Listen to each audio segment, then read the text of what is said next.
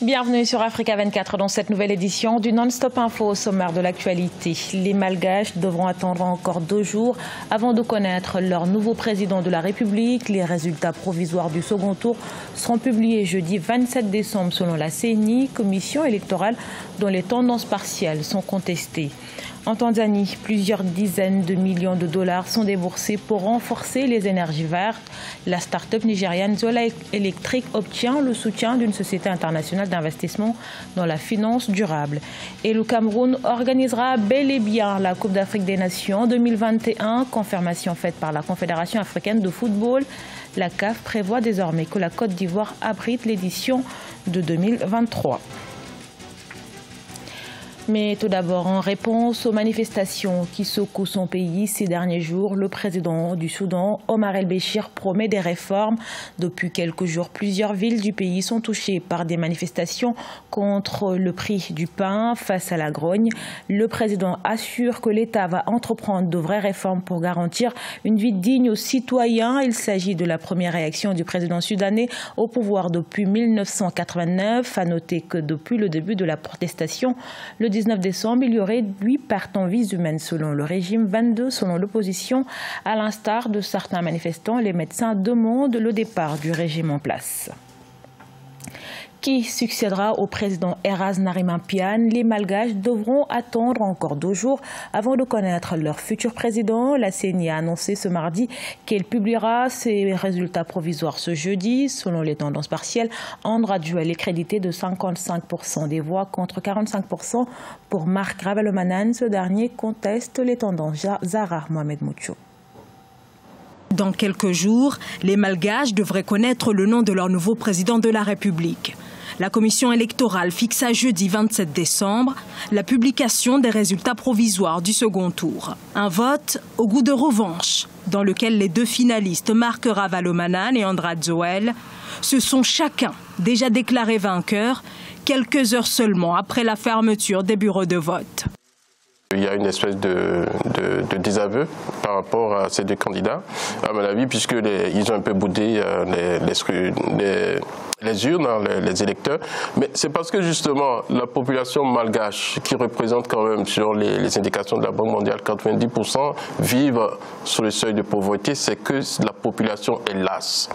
Un duel qui oppose 2 ex-présidents et adversaires de longue date. D'un côté, l'ancien président Marc Ravalomanane et de l'autre, Andra Joel. Andra Joel, l'homme qui l'a renversé en 2009 à la suite de grandes manifestations. Pour les observateurs, la rivalité et l'inimitié qui les lie pourraient déboucher sur une nouvelle crise politique. Évidemment, des déclarations très dangereuses pour la stabilité de Madagascar. Absolument. Vous voyez que c'est ces 2 fortes personnalités qui font le jeu politique à Madagascar depuis une vingtaine d'années. Et qu'est-ce que ces 2 fortes personnalités ont véritablement apporté à Madagascar? C'est pourquoi moi j'en appelle tantôt vraiment au renouvellement de l'élite politique malgache. Marc Ravalomanane et Andra Joel, d'anciens chefs d'État au cœur des crises politiques qui ont secoué la Grande Île ces dernières années. En 2013, ils avaient été interdits par la communauté internationale de se présenter à l'élection présidentielle suite aux événements de 2009 qui avaient fait 135 morts. 2019, une année électorale sur le continent. En février de l'année prochaine, les Sénégalais et les Nigérians vont élire leur président de la République. Ces échéances préoccupent la communauté économique des États d'Afrique de l'Ouest. La CEDEAO qui plaide pour la tenue des élections libres, pacifiques et transparentes dans ces 2 pays d'Afrique de l'Ouest. Cet appel a été lancé lors de la conférence des chefs d'État et de gouvernement de l'organisation sous-régionale à Abuja au Nigeria. Pour rappel, le président du Sénégal, Macky Sall, est candidat à sa propre succession. Le président Muhammadu Buhari également au Nigeria.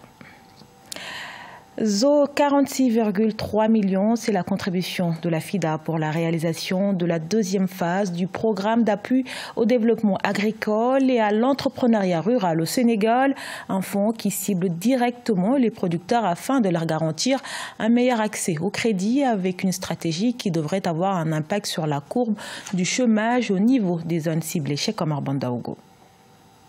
Plus de 43 700 ménages ruraux vulnérables du Sénégal bénéficieront d'un programme de 72,4 millions de dollars destiné à améliorer la sécurité alimentaire et nutritionnelle ainsi que les revenus des petits exploitants agricoles et éleveurs dans 4 régions du pays. Ce, à travers la phase 2 du programme de développement agricole et d'entrepreneuriat rural PADER 2. Le FIDA, le Fonds international de développement agricole, lui, y prendra part à travers un prêt de 46,3 millions de dollars et d'un don de 500 000 dollars. Le secteur agricole du Sénégal est extrêmement exposé au changement climatique. Cette situation accroît la vulnérabilité des populations rurales pauvres qui tirent de la petite agriculture leur nourriture et leurs moyens d'existence.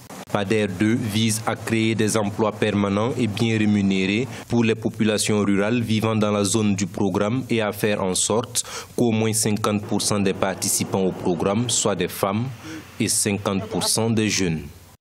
Il est difficile, c'est vrai, de faire un bilan parce qu'en fait, la phase 1 n'a pas fait l'objet d'un bilan par le gouvernement.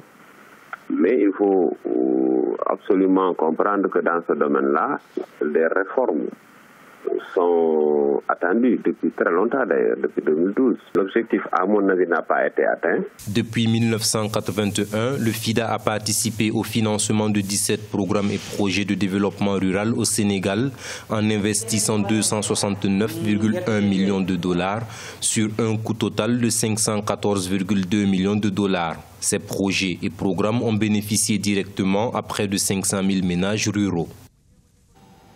Zola Electric décroche un financement de 32,5 millions de dollars avec ce fonds. La start-up solaire nigérienne, la première entreprise au monde à offrir des systèmes solaires à la carte, devrait accroître ses services en Tanzanie en apportant l'électricité à plus de 145 000 foyers supplémentaires dans certaines zones du pays où seuls 32% de la population a accès à l'électricité. Siam le Victoria Sedji.